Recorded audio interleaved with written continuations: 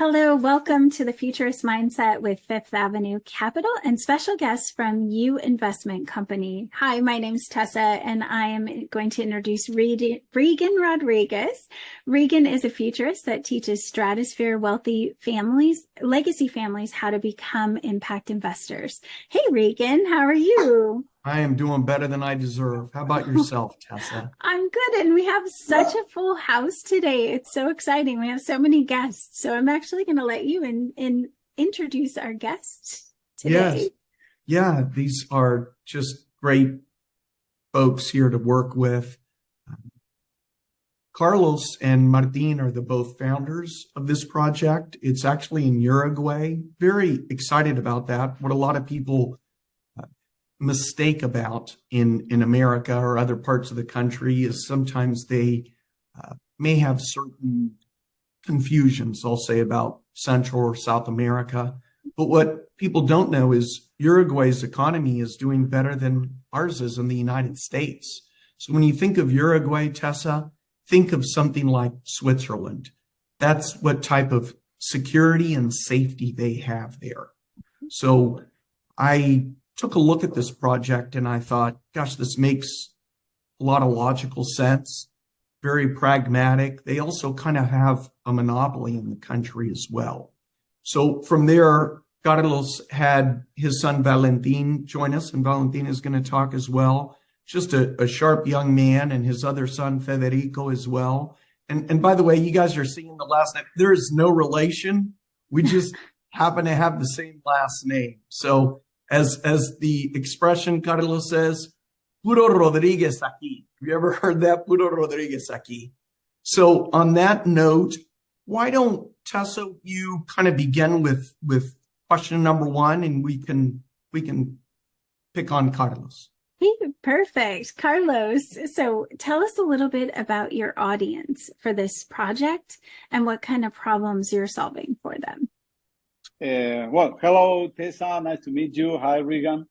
Well, about your question, our audience, we can consider the whole humankind and all the veterinary medicine, Yes. because we are using hemp-derivated products that we want them to be very good quality, because mostly of the products that are in the markets they're not following the regulations, and a lot of them are made in the black market.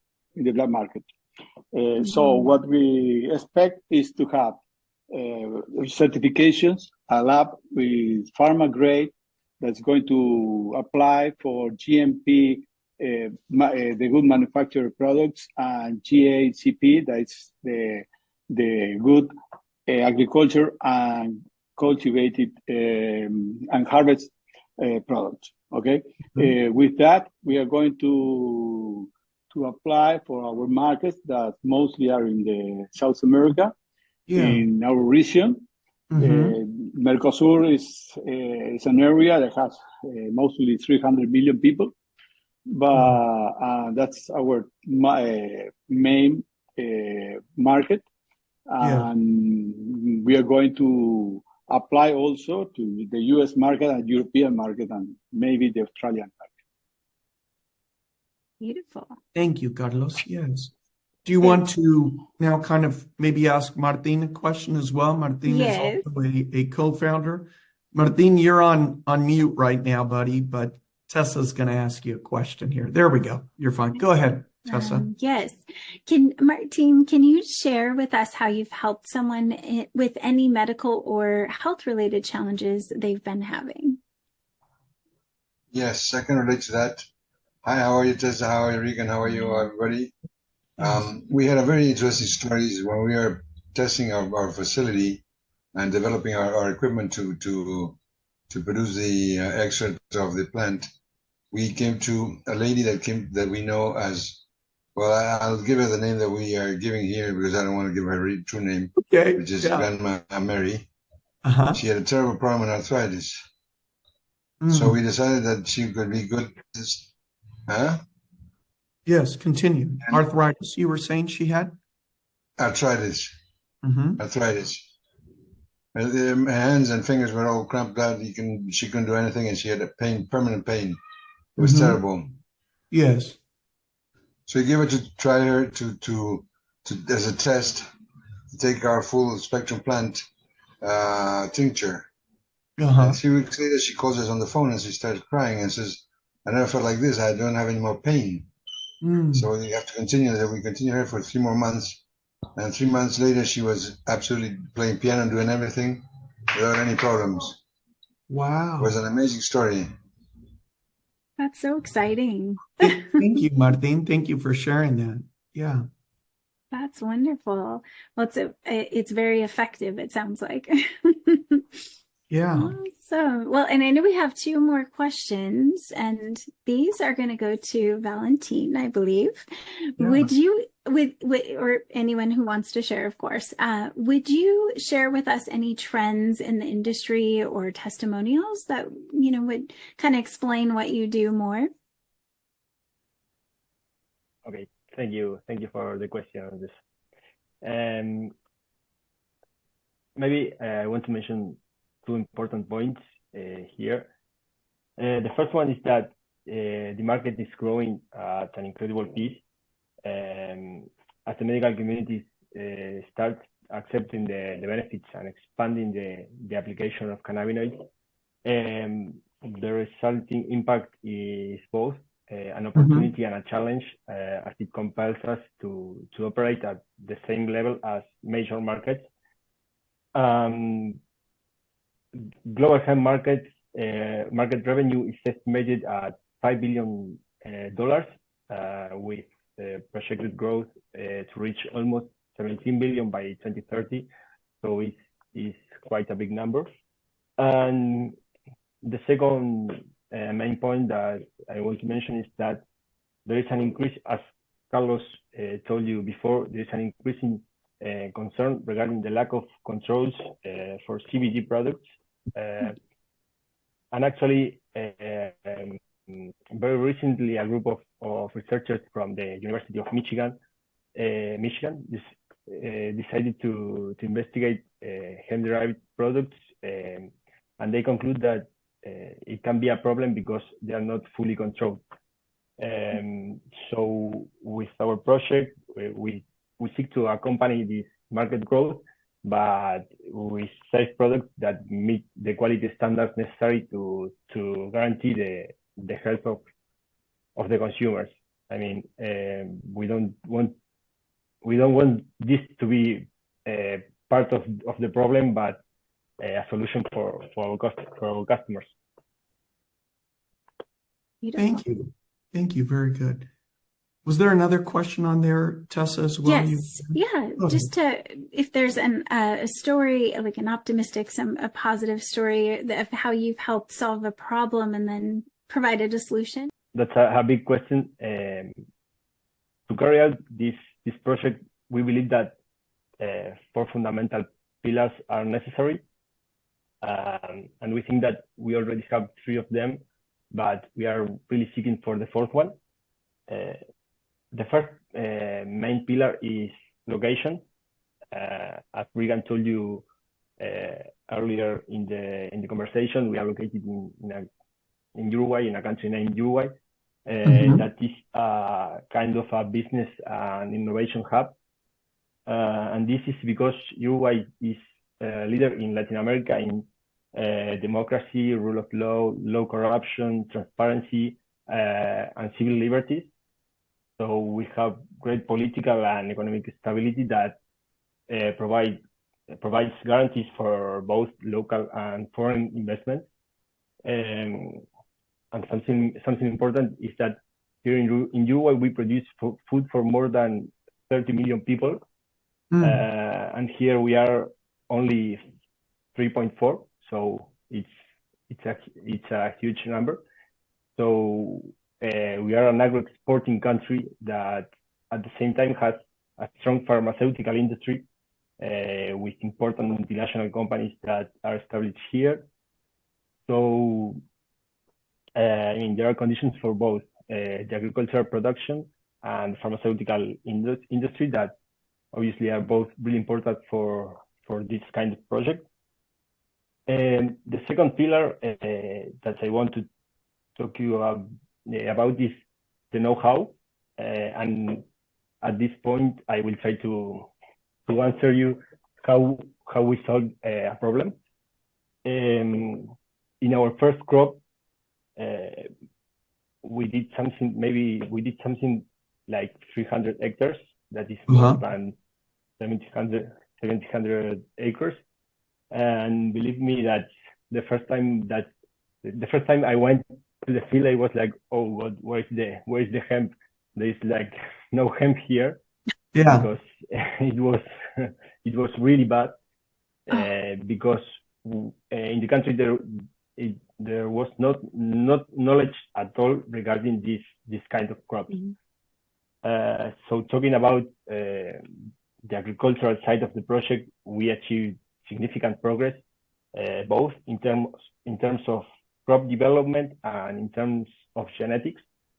Specifically in the field of genetics, as a company, we have successfully developed our own genetic variety that obviously of hemp, that was adapted to agroclimatologic conditions, and that allowed us to grow more than, I think that 70 outdoors hectares of hemp with excellent resin yields and CBD concentrations. And additionally to that, and with very limited resources, we achieved high quality CBD extractions using a prototype of an industrial plant that we designed, and we designed and built ourselves. So we think that we possess the necessary know-how to do these endeavors. And then we think that there is a third pillar, a third main point, that is the environmental commitment. And in that case, our production scheme is agroecological. We maintain crop rotation to favor the soil biosystem in a sustainable way. And in the industrial part, it was, I mean, the energy is going to be totally renewable. So we are going to be considered something like a green company, and we think that is very important also. And well, as I told you before, we think that we already have three of the four main pillars, and we are really seeking for the fourth one. And as you can imagine, the pillar number 4 is investment. And so in this opportunity, we would like to invite investors to join us in taking the next step to achieve the quality standards necessary to make of this a great project for our customers. Thank you. One thing I wanted to add, Valentín, I didn't mean to interrupt. Did you finish? ¿Acabaste con todo que ibas a decir? Sí. Okay. One thing I wanted to add is, are you seeing that it's very similar, Tessa, to like Silver Swan, that they're putting together a alternative energy kind of community? Well, that's what they're doing as well, right? All of this, from the water to the energy. And then something else, Carlos, if you don't mind unmuting yourself, I thought you might be great to talk on this. Yesterday, I know when we spoke, you told me something about how the country of Uruguay is doing something on renewable energy. And that you can say, lo puedes decir en español, because I think a lot of my investors that are in the category of LATAM, meaning Latin America, I'd like them to hear from you, because it's not just Americans that confuse the country of Uruguay. I think there's other Latinos as well that don't know that it's not a developing country. So if you make a comment like that, you're ignorant. So with that being said, Carlos, ¿puedes hablar un poco de lo que creo que me dijiste el país está haciendo with renewable energy? Sí, Uruguay ya hace unos años empezó una ley de transformación energética. Vamos a basarnos en que Uruguay no hay recursos. Uruguay es un país que no tiene absolutamente ningún tipo de recurso energético de minería. Es decir, no hay petróleo o gas, no existe nada. Entonces, nuestra matriz energética se basa en petróleo importado Mm-hmm. y la electricidad se basaba en recursos hidroeléctricos y, por supuesto, energía de, de combustión, ¿no? So, Carlos, No me sale. so I don't forget, did you say, I didn't know this, that in Uruguay, oil, el aceite, the petroleum, did you say it gets shipped, but you guys 100%, don't?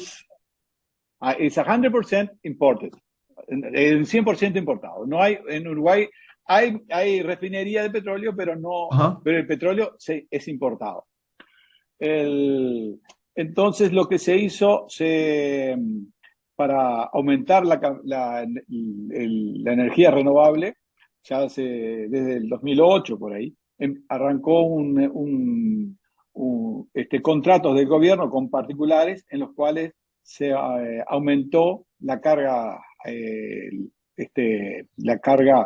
de generación eólica, la generación solar y la generación de biomasa, por quemado de biomasa. Entonces hay muchas industrias que Biomass. generan Uh-huh. su propia energía,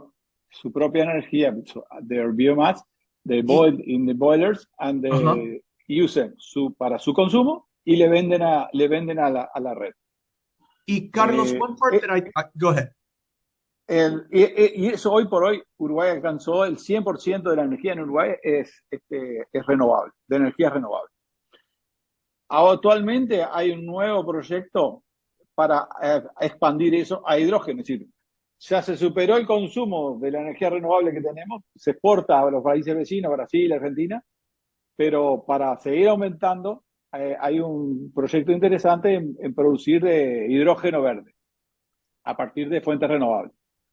Que acá tú tienes abundancia de vientos y sol, especialmente Mm-hmm. en el área nuestra, y abundante cantidad de agua, ¿no? Agua de procedencia de atmosférica, procedencia de lluvia, ¿no? Es muy fácil hacer dams, hacer lagos artificiales que Wow. juntan agua de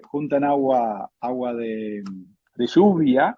Es decir, Yeah. no hay que hacer un pozo, no hay, entonces se con la energía eléctrica, el proyecto nuevo es con la energía eléctrica renovable y el agua, poder producir nitrógeno verde. Y- Eso es la última tendencia. no. Me encantó que dijiste this. Tessa, I don't know if you picked up on that. They said that since water is not an issue there and there's so much there, they have artificial lakes that can be made and just they're done like that. The other thing that I didn't understand, maybe you did say this and I didn't pick up on it, Carlos. It was the one time where I kind of interrupted. You said that it's part of the law on renewable energy alternative. When was that law passed? ¿Cuándo pasó esa ley en Uruguay? La fecha exacta te la puedo decir, no la sé, pero es en el 2008 más o menos. Oh, really? 2008? 2008. Okay. Wow. I didn't know that. One last thing before we now go to the pitch deck kind of thing I was going to say. I know our other project that we have that we've done this for, Hidden Treasure. One of the things that Barry mentioned to me is that the reason why they sell more CBD at their resort is because he said that the way the growth works, it'll grow really fast on the CBD part. And then when you get to past 2 feet or 3 feet, that's where it's THC and it grows slower. So in terms of just getting the best return on investment, you're really only going to sell the CBD and then cut it because it grows faster. Therefore, keep in mind, Tessa, this is why it's impossible when you buy the CBD stuff for it to not have any THC. Because even if you cut it right through, it's going to have a little percentage. Carlos, do you want to talk on that? Am I mistaken on that, or? Yeah, you're a little bit taken. That's good. not no, so, not so, not so. Yeah, explain. The plant is genetically designed to have CBD or THC. Mostly, all the plants produces some CBD and low THC or more THC and CBD. Like marijuana produces mostly THC, the one that you smoke. We don't use that one. Okay. Sure what we use is a kind of plant they looks like a marijuana, but the resin doesn't produce THC, or if it does in a very low concentration. Okay? Yes.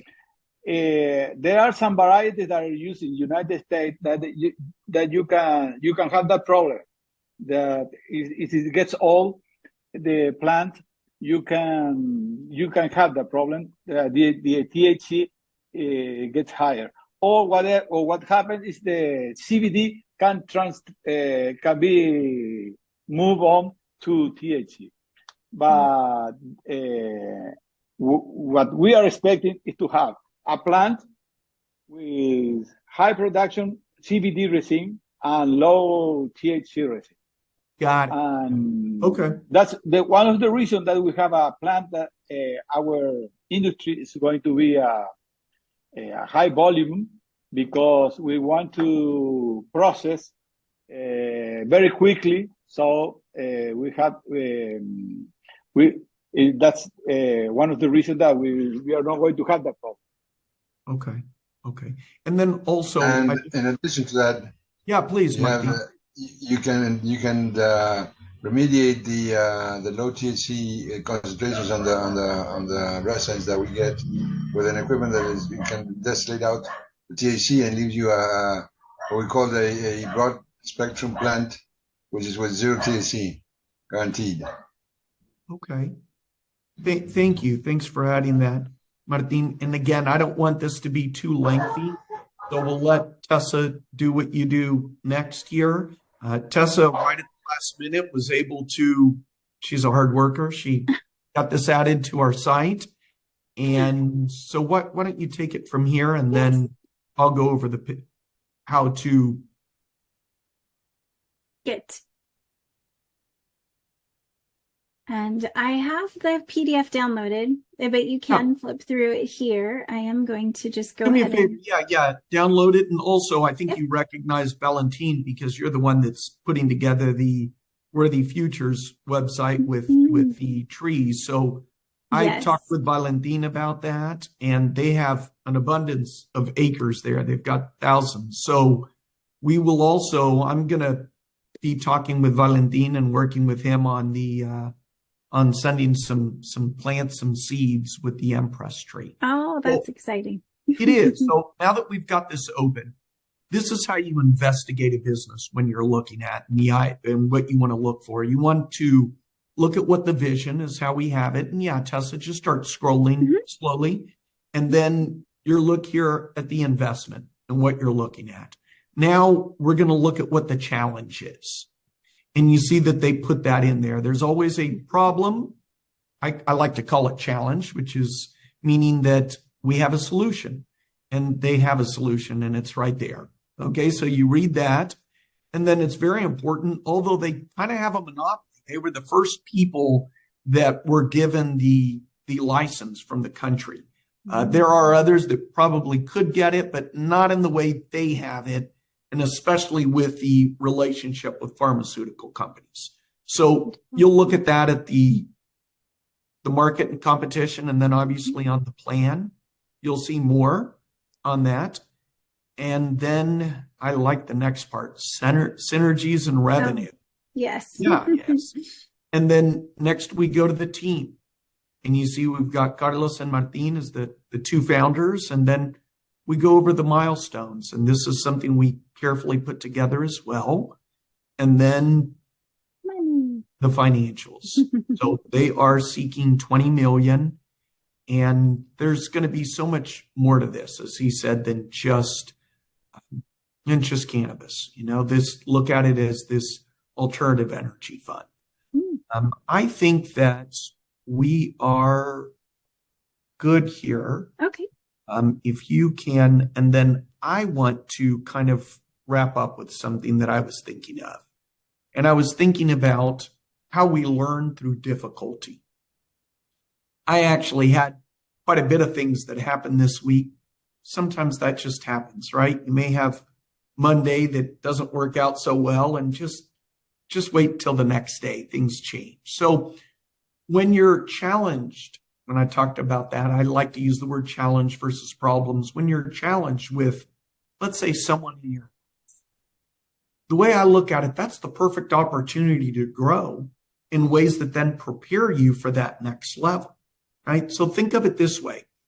When someone does upset you, look at it as an opportunity for you to grow and how you can maybe manage and manage your, that's the word I want to use. You want to manage your mental and emotional focus.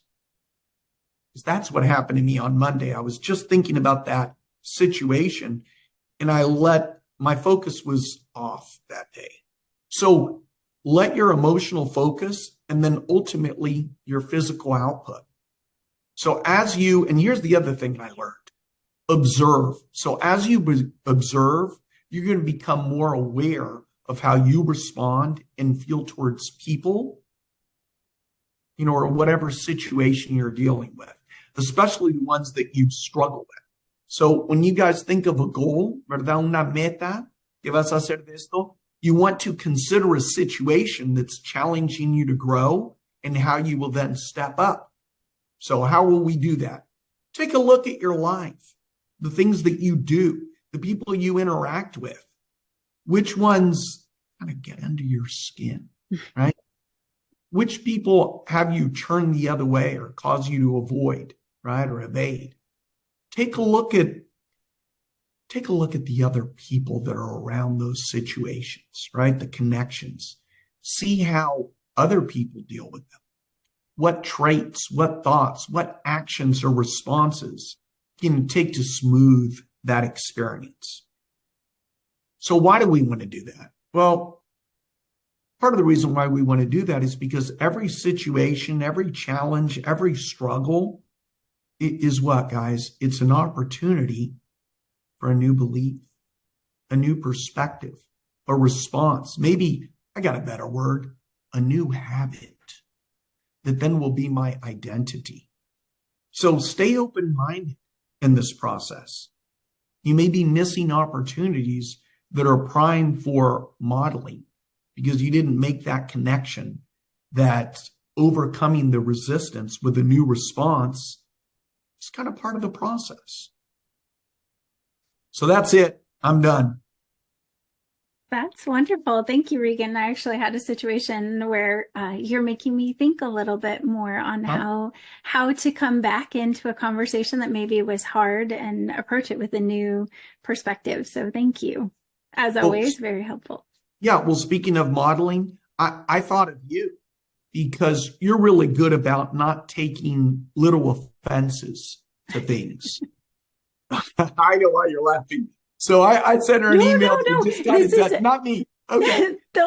Actually, this is because I did take offense, and I'm really good at not taking offense. So it was a situation. Me? To my comment? No, not yours at all. Good. Actually, no, you're great. No, actually, this was another client, and it was really hard to, to come back to that conversation and really have a fresh perspective. So I think that what you're challenging me to do right now is to really see this as an opportunity, not, it's not a bad thing. It can be turned into a good opportunity if we just approach it from a different perspective. And I did notice, you mentioned being observant.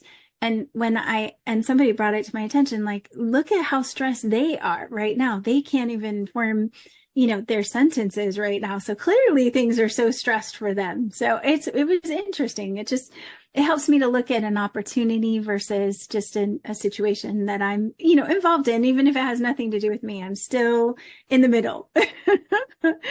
So thank you, Reagan, for that. And I love this project. Thank you guys. I mean, Carlos and Frederico, and I'm going to say your name's bad, so I apologize. And Valentin, thank you for being here. I know we lost Martin too, but this project, you can go see it over on the website, and I'll make sure that we have the link in the chat again. But this sounds like an amazing thing, what you guys are doing there. Awesome. Thank you so much. Thank you. And we'll see you all. If you are not following, you have a Merry Christmas. Yes, holidays. You as well, definitely. And if you aren't following our channel yet and you're watching and you love this content, you can hit subscribe bell and you'll get notifications when we go live. And of course, we'll tag everyone who's here with us today as well. So thank you, and we'll see you all next week. Bye. Bye. Okay, bye-bye. Thank you.